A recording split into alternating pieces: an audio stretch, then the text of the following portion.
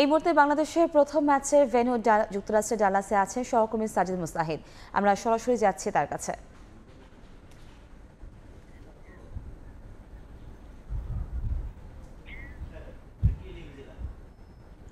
আসলে বাংলাদেশের বিশ্বকাপ মিশন কিন্তু শুরু হতে যাচ্ছে আর ঠিক 24 ঘন্টা পর। আমার পেছনে দেখতে পাচ্ছেন গ্র্যান্ড প্রেরি ক্রিকেট স্টেডিয়াম। এখানে কিন্তু বাংলাদেশ শ্রীলঙ্কার বিপক্ষে লড়বে এবং যেটা বলছিলাম যে বাংলাদেশের এই ম্যাচ ঘিরে কিন্তু প্রবাসী বাংলাদেশিদের মাঝে বিপুল উৎসাহ উদ্দীপনা বিরাজ করছে। আমার সঙ্গে আছেন লস্কর আল মামুন, সহকর্মী। লস্কর ভাই, আপনি তো ক্যালিফোর্নিয়া থেকে চলে আসছেন এই ম্যাচ দেখতে। ধন্যবাদ সাজিদ।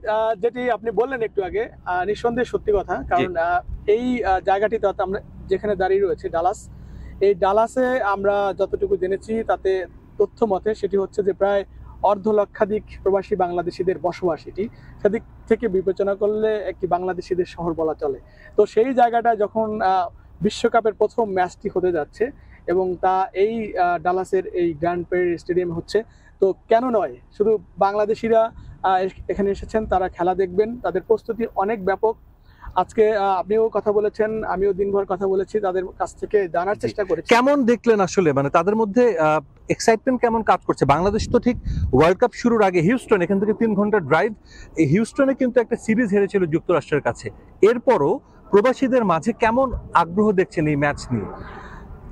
আগ্রহের কথা বলতে গেলে শুরুতেই বলতে হয় যে প্রত্যেকটা বাংলাদেশির মধ্যেই একটা দেশপ্রেম কাজ করে। অবশ্যই। তো সেখানে তারা বলেছেন যে হারুক এবং জিতুক, যেটাই হোক না কেন, জিতলেও বাংলাদেশ, হারলেও বাংলাদেশ।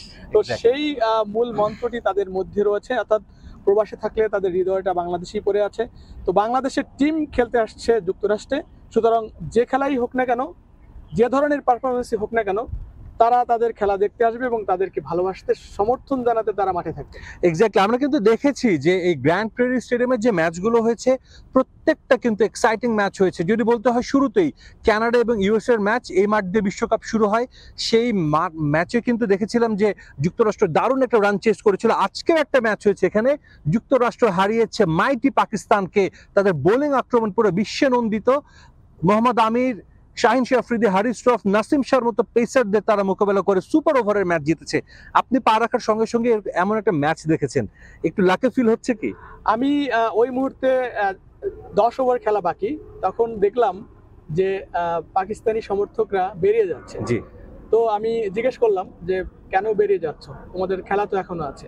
বলে আমরা তো পাকিস্তানকে এই ধরনের খেলা আমরা কখনোই দেখি নাই, তো আমরা আশা করছি যে এরকম খেলা দেখার জন্য এত কষ্ট করার কোনো মানে হয় না, কারণ প্রচন্ড তাপ ছিল, সকালবেলা, এখনো খুব তাপ, সন্ধ্যা এখানে 7:30 বাজে। তারপরও হ্যাঁ, এখানকার অধিবাসীরা যারা বাংলাদেশি তারা বললেন যে এই ধরনের টেম্পারেচার, এটা নাকি তাদের জন্য একটি ভালো উত্তাপ, মানে খুব বেশি ক্ষতিকারক উত্তাপ না, তাদের ভাষায় এর চেয়েও অনেক বেশি হয়।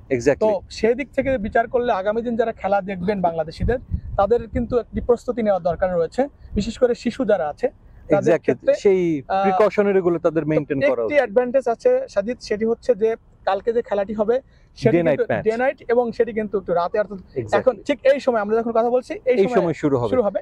তো একটু আমরা মনে করি যে কিছুটা স্বস্তিদায়ক থাকবে। অবশ্যই। আমাদের সঙ্গে কিন্তু অনেক বাংলাদেশি আমরা দেখছি মাঠে এসেছেন। একজন আছেন, তার সঙ্গে একটু তার কথা বলতে চাইবো যে আসলে তারা কি ভাবছেন। যদি এই দিক দিয়ে আসতেন একটু, আপনার সঙ্গে একটু কথা বলতে চাইবো। আপনি তো ডালাসের বাসিন্দা, ডালাসে মানুষদের মধ্যে লস্কর আল মামুন উনি বললেন যে কতটা উৎসাহ উদ্দীপনা, আপনারা আসলে কতটা প্রস্তুত কালকে মাঠে এসে দলকে সমর্থন দিবেন? গর্জন, গ্যালারিতে গর্জন তুলতে পারবেন আপনারা কালকে? আমরা আসলে সম্পূর্ণভাবে প্রস্তুত এবং আমাদের এটা একটা দীর্ঘদিনের প্রত্যাশা। প্রথমবারের মতো এই টেক্সাসের ডালাসের মাটিতে বাংলাদেশ ক্রিকেট খেলতেছে।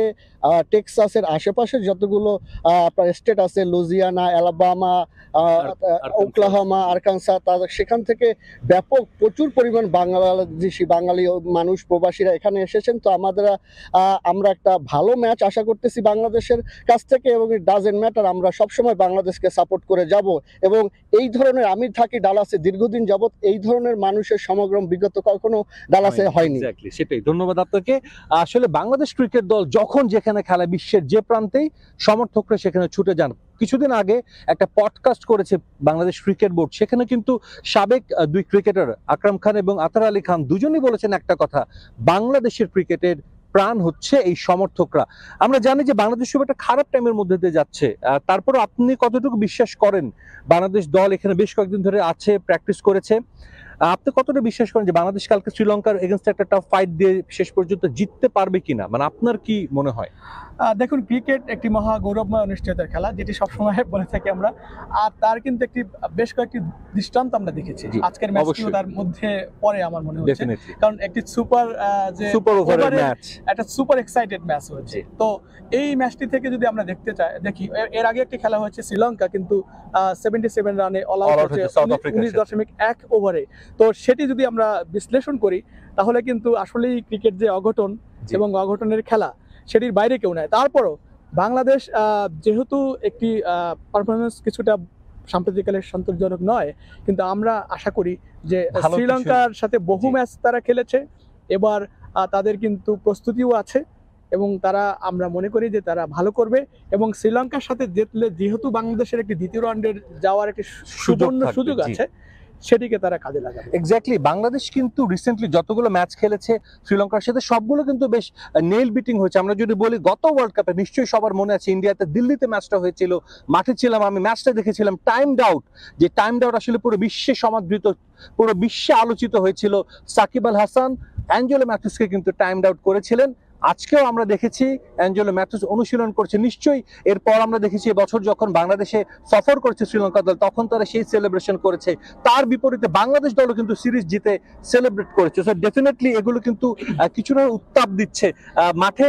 আপনার কি মনে হয় যে মাঠের খেলাতেও তো সেই উত্তাপটা থাকবে এবার?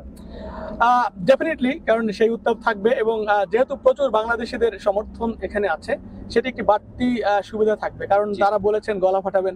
তো এই যে সমর্থন মাঠের বাইরে থেকে, সেটি একটি বড় নিয়ামক হিসেবে কাজ করবে বলে মনে। আপনার কাছে একটি ছোট বিষয় জানতে চাই সাজিদ, Sure. সেটি হচ্ছে যে আজকে খেলার ঠিক আগের যে একটি প্রেস ব্রিফিং হয়েছে, সেখানে আপনি ছিলেন, শান্ত এবং বাংলাদেশ টিমের পক্ষ থেকে জি, বলা কথা হয়েছে, বলেছে। সেখানে তো একটি তথ্য রয়েছে, আপনি যদি বলেন যে সেই তথ্য এক্স্যাক্টলি, আসলে যেটা মেইন, যেটা যে দলের এখন মেন্টালি কেমন আছে, তারা কতটা মোটিভেটেড, এই বিষয়গুলো জিজ্ঞেস করা হয়েছিল। ব্যাটিং অর্ডারে অনেক অনেক প্রবলেমে আছে, আমরা জানি যে টপ অর্ডার ব্যর্থ হচ্ছে।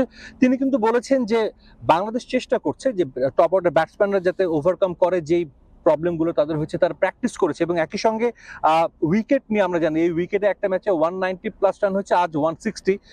শান্ত কিন্তু বলেছেন যে চেষ্টা, উইকেটও তো ভাবছেন না, হোপফুলি ভালো খেলতে চান তারা। আমরা কিন্তু আসলে সেটাই চাইবো যে বাংলাদেশ ক্রিকেট দল যেন একটা ভালো পারফর্ম উপহার দিক এবং ডালাসের যে প্রবাসী বাংলাদেশিরা আছেন তাদেরকে যেন হাসি মুখে আসলে মাঠ থেকে ফেরাতে পারে, এটা আসলে সবার চাওয়া। এই ছিল আমাদের কাছে ডালাস থেকে সবশেষ খবর।